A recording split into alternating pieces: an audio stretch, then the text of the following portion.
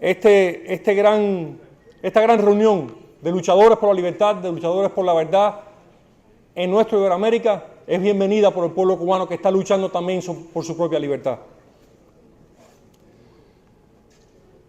Mi exposición de hoy tiene que ver con una pregunta clave que me hacen y en respuesta a la cual quise finalmente escribir un libro en inglés que se llama La doctrina de la mentira. Y la pregunta que siempre me hacen es ¿por qué ha durado tanto el castrismo en Cuba? ¿Por qué el totalitarismo ha durado tanto en Cuba? Y la respuesta es que el totalitarismo ha durado tanto en Cuba porque ese régimen que existe en Cuba ha sido mantenido, ha sido promovido por toda una estructura internacional de la izquierda, pero también con la anuencia de la derecha vegetariana, de los que han aceptado estas 4 grandes mentiras sobre el pueblo cubano. Y estas 4 grandes mentiras no son específicas para Cuba, sino que se pueden aplicar en cualquier país en el cual tome el poder y se establezca como única referencia el populismo totalitario del siglo XXI. ¿Cuáles son esas 4 grandes mentiras sobre el pueblo cubano? La primera mentira es que el proceso totalitario en Cuba fue causado por la política norteamericana, que de alguna manera accidentalmente Fidel Castro y sus seguidores montaron una dictadura perfecta en reacción a una serie de políticas por Estados Unidos. Esta mentira le es particularmente útil al régimen comunista de Cuba y a sus apologistas en toda la región porque pone el peso de la represión, de la persecución, de la violación de los derechos humanos, de los crímenes de lesa humanidad en Cuba, pone el peso de todo eso sobre el gobierno de los Estados Unidos de América. La segunda mentira es que el pueblo cubano y el régimen castrista son una misma e indisoluble realidad.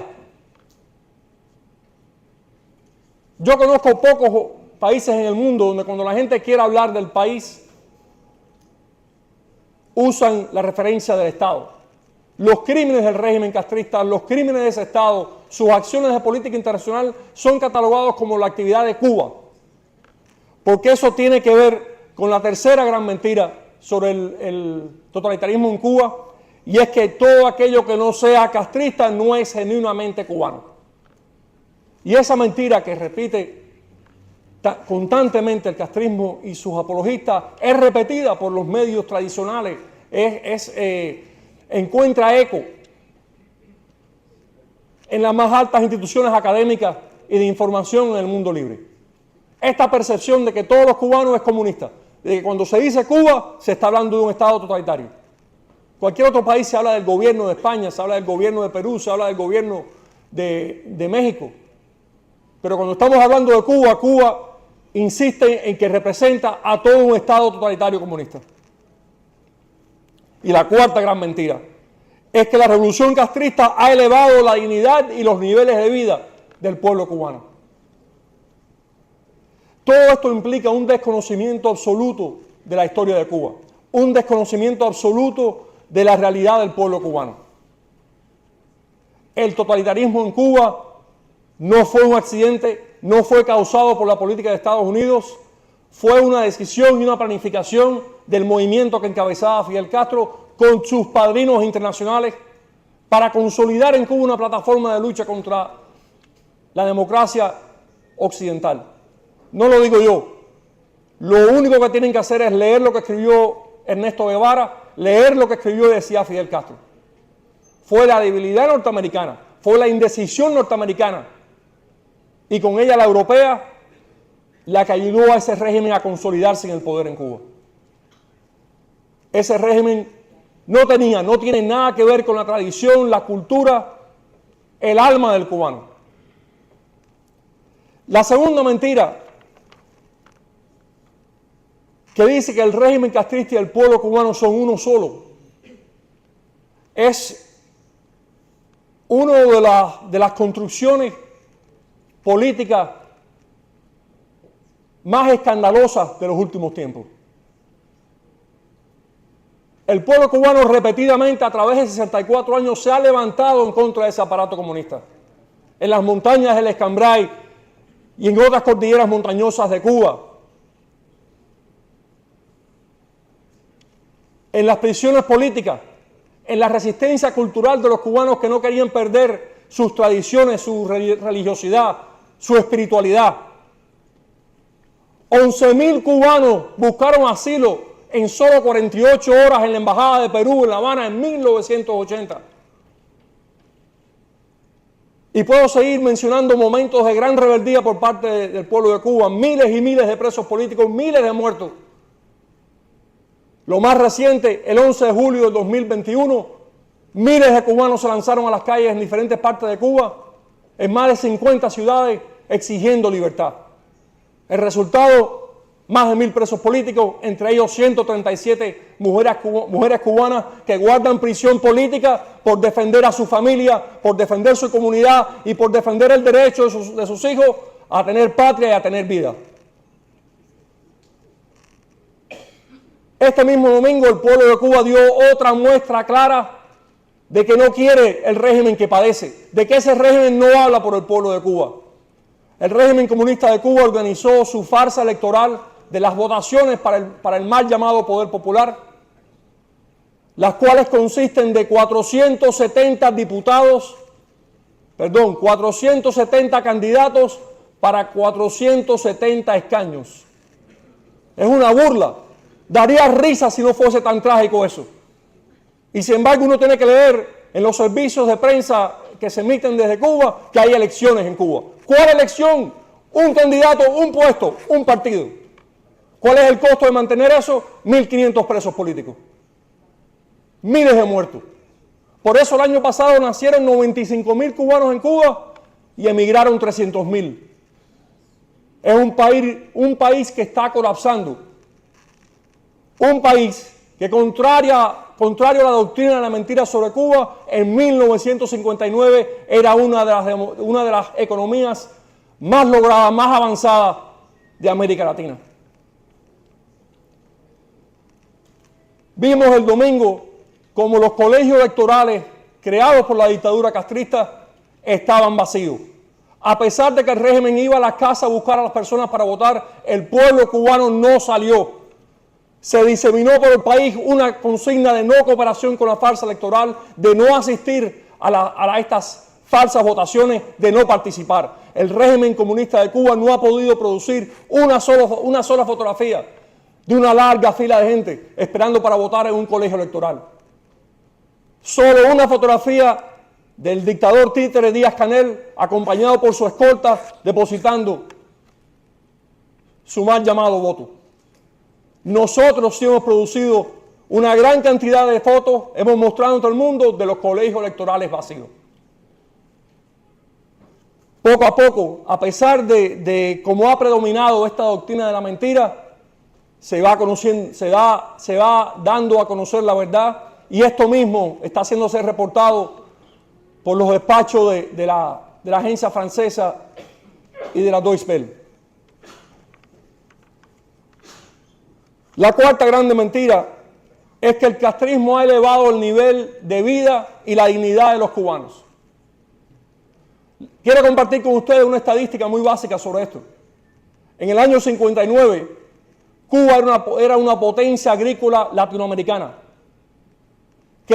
Producía el 85% de lo que consumían los cubanos. Y además de eso, Cuba exportaba alimentos a todo el hemisferio, empezando por Estados Unidos. Lo hacía una clase campesina trabajadora, comprometida con el campo, a la cual teníamos que ayudar mucho más y desarrollar mucho más, pero en libertad, en libre posesión de la tierra y de los medios de producción. ¿Cuál ha sido de la imposición en Cuba de un colectivismo estalinista a nivel del campo que destruyó el poder agrícola de Cuba? Que hoy por hoy, para poder comer, los cubanos importan el 85% de lo que consumen. Si no fuera por las exportaciones, las ventas, las donaciones por parte de Estados Unidos y Canadá a Cuba, el pueblo cubano no podría comer. Por la esclavitud impuesta al campesino cubano, por la colectivización hasta este momento de las tierras. ¿Dónde está la dignidad de un país obligado, forzado a ser mendigo. Mendigo del Estado y mendigo de una estructura internacional a la cual no le importan los derechos ciudadanos fundamentales de esa ciudadanía. El castrismo convirtió a Cuba en un país de siervos, para poder dominarlo y para poder utilizar a Cuba para el proyecto de la expansión totalitaria del comunismo en todo el hemisferio.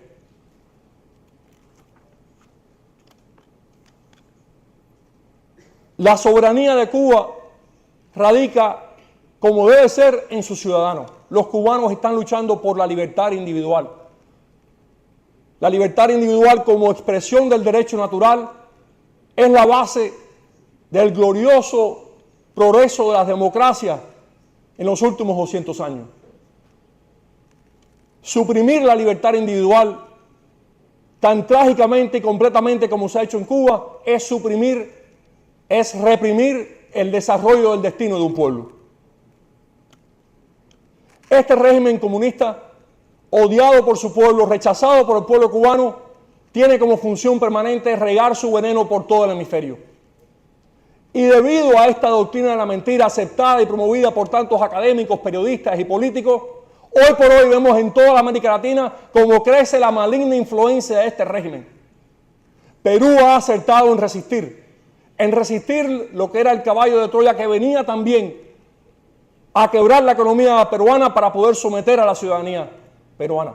Y les digo sin ningún titubeo, la democracia imperfecta es 1000 veces preferible que la dictadura perfecta como la que tenemos en Cuba. El lento genocidio del pueblo cubano es la gran tragedia de los últimos tiempos en América Latina. Sin embargo, se habla del éxito de este mal llamado proyecto. ¿Dónde está el éxito? ¿Dónde están las estadísticas que avalan que este régimen ha sido exitoso en algo? Hoy por hoy, aquellos que se fueron de Cuba, aquellos que el régimen calificó de traidores y gusanos porque nos íbamos del país, somos los que alimentamos ese país. Sin nosotros, el pueblo cubano no podría sobrevivir. Por esa ayuda constante que mandan los cubanos que, aunque se han ido y han triunfado afuera, mantienen el compromiso con su pueblo, con su país, con el destino de esa tierra. Represento aquí a la Asamblea de la Resistencia Cubana, una federación, un parlamento libre de organizaciones de sociedad civil que dentro y fuera de Cuba luchan por la libertad y la democracia. El pueblo de Cuba está más cerca que nunca de lograr ese cometido de libertad. Lo vemos en la campaña de no cooperación que el pueblo de Cuba ha generado orgánicamente en contra del régimen. Lo vimos en las grandes manifestaciones del 11 de julio. Lo vimos el domingo en el boicot a la farsa electoral. Y lo estamos viendo en la propuesta que ha surgido desde dentro de Cuba de un gran paro nacional, de una gran manifestación ciudadana para acabar de quebrar a ese régimen. Pero hay que entender que este esfuerzo de lucha dentro de Cuba, con tantos presos, tantos perseguidos, tantos asesinados, se basa en una sólida visión del futuro. Los cubanos no queremos ni un experimento social más. Los cubanos queremos la devolución plena de la libertad y los derechos al pueblo de Cuba. Porque fe nos sobra en el cubano, en la capacidad de trabajo, de acción, de labor, de construcción, de gestión que tienen los cubanos, que han triunfado donde quiera que han ido, salvo en Cuba, por la existencia del comunismo. Pero para que Cuba pueda triunfar, para que Cuba pueda vivir, el cubano tiene que volver a poseer los derechos y las libertades que le son innatas, que le son naturales. Por eso, desde ya hace algunos años, las principales fuerzas de oposición en Cuba han suscrito el Acuerdo por la Democracia en Cuba, que son 10 puntos fundamentales para que esa soberanía y esa libertad pueda serle devuelta al pueblo de Cuba en la menor cantidad de tiempo posible, para entonces, como ciudadanos libres, los cubanos poder tomar de manera transparente y en libertad las decisiones sobre su destino común. La libertad del pueblo de Cuba, la soberanía del pueblo de Cuba no puede tener ni filtros ni controles. ¿Qué significa esto? Que si una transición democrática en Cuba no ilegaliza al Partido Comunista de Cuba, que es una empresa criminal conjunta que conspira contra la libertad y los derechos del pueblo cubano, si las organizaciones de masas de este Partido Comunista continúan existiendo Si la oligarquía de la familia Castro, con un círculo de generales corruptos, sigue controlando los bancos y las finanzas del país, el pueblo de Cuba no va a ser libre. Hemos visto el resultado de los sistemas híbridos en Europa Central y Europa del Este. Las democracias europeas centrales que han triunfado son las que cortaron con el comunismo de tajo. Las que fundaron un sistema, refundaron el Estado de Derecho, reconocieron a la libertad de la persona humana como fuente de derecho. Los que fueron un sistema híbrido, donde las mafias paraestatales se convirtieron en las rectoras del destino nacional, terminaron como estamos viendo ahora en Rusia y en varios otros países de esa latitud. Nosotros queremos la devolución de las libertades plenas al pueblo de Cuba en base al respeto a la Constitución de 1940, la última constitución democrática libremente seleccionada por el pueblo de Cuba, y de ahí poder organizar las instituciones estatales que le permitan a los cubanos esta toma de decisiones. El pueblo de Cuba necesita de su solidaridad, de su apoyo. Se necesita que la Unión Europea revise su financiamiento a ese régimen que ni es moral, ni conduce a la democracia y está en los peores intereses de Europa. Se necesita que los pueblos latinoamericanos se unan en defender sus instituciones y su democracia y apoyar a ese pueblo de Cuba que está luchando. Porque las nuevas dictaduras que están emergiendo en América Latina, todas responden a ese régimen. Es con esta conciencia, es con este deseo que hemos venido hoy a dirigirnos a ustedes, a nombre especialmente de esos cubanos que guardan prisión por luchar por la libertad de su país. A nombre especialmente de esas 137 mujeres que guardan prisión con sus hijos siendo criados por los abuelos por defender un mejor destino para el pueblo de Cuba. Les pido que salgan de aquí como defensores y luchadores de la verdad sobre Cuba y no como promotores de la gran doctrina sobre la mentira. El pueblo de Cuba está luchando por su libertad, pero más allá de estar luchando por su libertad, está luchando por su vida. Está luchando por el derecho a crecer, a tener su cultura nacional, a poder decidir en su suelo, a poder labrar su propio futuro, a poder tener acceso a su verdadera historia. No puede haber lucha más noble sobre la faz de la tierra. Muchas gracias.